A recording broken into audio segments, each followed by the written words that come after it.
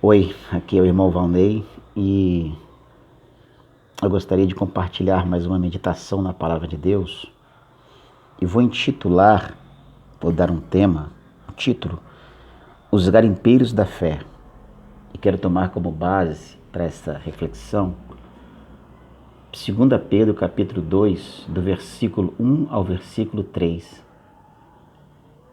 que diz assim a Palavra de Deus: E também houve entre o povo falsos profetas, como entre vós haverá também falsos doutores, que introduzirão encobertamente heresias de perdição e negarão o Senhor que os resgatou, trazendo sobre si mesmos repentina perdição.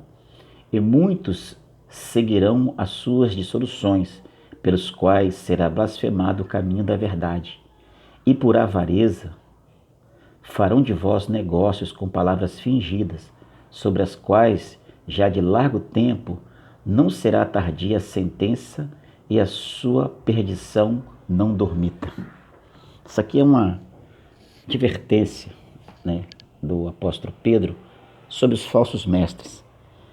E ele usa o Antigo Testamento como base para ele poder iniciar essa demonstração de perseverança dos irmãos no sentido da verdade. Assim como no Antigo Testamento, em Israel, houve muitos falsos profetas, pessoas gananciosas que mentiram usando o nome de Deus para terem recursos pessoais para suas vidas. Assim também haveria de surgir muitos mestres, mas pessoas mentirosas, fraudulentas, que falsificando a palavra, que com discursos até mesmo calorosos, bonitos de se ouvir, contudo não sem conter neles a essência da verdade, porque o olhar que tais mestres têm sobre o rebanho do Senhor são de cifras, são de recursos pessoais, são de pessoas que podem simplesmente suprir suas necessidades. E aí a palavra do Senhor ela é distorcida de tal maneira, com promessas que não têm absolutamente nada a ver, que por fim leva-se o caminho proposto por Cristo para a redenção, para a salvação, sendo blasfemado pelos tais.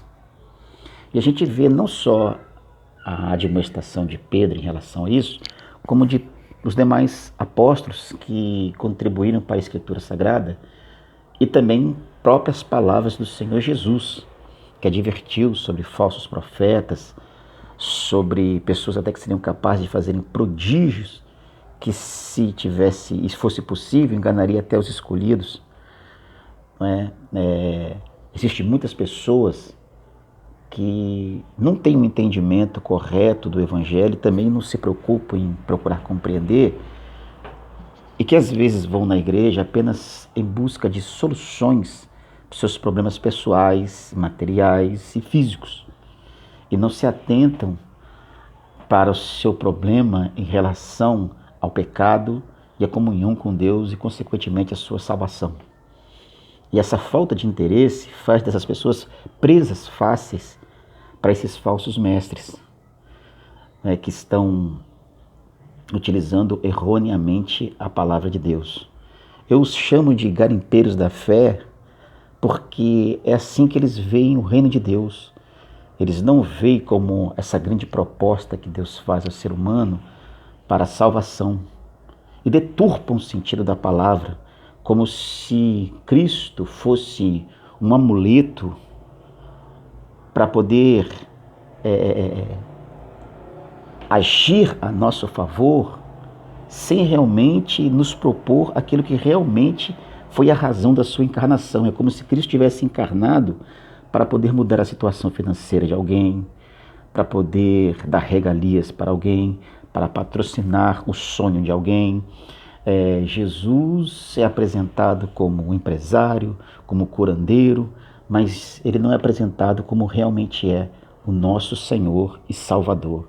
E muitas pessoas não têm essa noção e não se preocupam com isso. E aí esses falsos mestres se aproveitam, lançando cada vez mais a ignorância, cada vez mais fazendo uma lavagem cerebral para induzir pessoas ao caminho do erro, como se simplesmente frequentar um templo pode proporcionar a salvação àqueles que se aproximam. Mas Jesus, por exemplo, no diálogo que ele tem com alguém, o nome é Nicodemos, e ele deixa claro que para adentrar o reino de Deus era necessário nascer de novo. Se não nascesse, não era possível ver o reino. E quando se fala de nascimento, novo nascimento, está se falando de novidade de vida, da mudança da nossa mente, que essa mente, longe do conhecimento da verdade, a gente podia agir do jeito que queríamos, mas a partir de termos um entendimento daquilo que é a vontade de Deus, colocarmos nossa vida sob os cuidados de Deus e a nossa vontade pessoal, ela ser submetida à vontade de Deus. Que se determinadas ações agradam a Deus, são essas que vamos executá-las. E tudo que fizermos, seja no âmbito material, seja na vida familiar, tudo deverá ser feito para a glória de Deus e não para a nossa glória pessoal. Porque a partir de então compreendemos que já não somos mais servos do pecado, mas somos servos de nosso Senhor.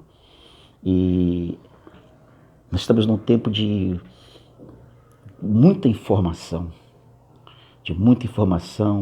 e os falsos profetas, falsos mestres se fazendo de vítimas, de coitadinhos e cada vez mais se enriquecendo às custas do Evangelho. Não que seja pecado alguém ser assalariado, um obreiro assalariado. A Bíblia diz assim que tendo que comer e nos vestir, estejamos contentes. É a palavra de Paulo para Timóteo em relação ao ministério do obreiro que vive dos recursos da obra. Mas o Evangelho não é para deixar ninguém rico, que é o que acontece com a maioria dos figurões do Evangelho, que até fazem crescer os olhos dos novatos que vão chegando e com a mesma visibilidade não conseguem enxergar a essência e a verdade do Evangelho, mas enxergam como uma oportunidade para ter um salto financeiro na sua vida. E isso vai conduzir muita gente à perdição eterna. Então eu quero só concluir esse raciocínio, essa meditação e aconselhar você que teve paciência de vir até o fim. Busque o verdadeiro Evangelho. Busque o verdadeiro sentido pelo qual Cristo se encarnou. E volte-se para Ele enquanto é tempo. Porque depois que descemos à sepultura já não há mais retorno. Não há mais. O arrependimento pós-morte não vai fazer as coisas voltarem atrás. O arrependimento pós-arrebatamento não nos dará uma nova oportunidade. O nosso tempo de fazermos a diferença é agora. Que Deus abençoe.